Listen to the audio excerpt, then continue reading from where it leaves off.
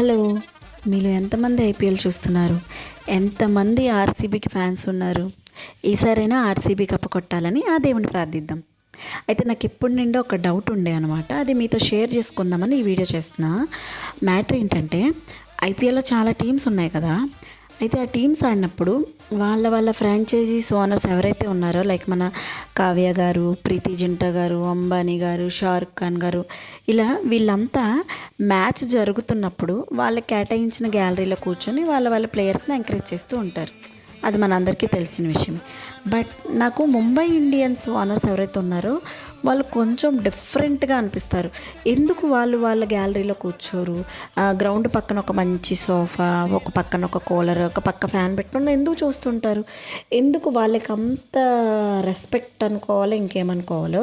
అంటే ఇండియాలో richest people అలా సరే అదే అనుకుందాం. బట్ బీసీసీఐకి అందరూ ఈక్వలే కదా.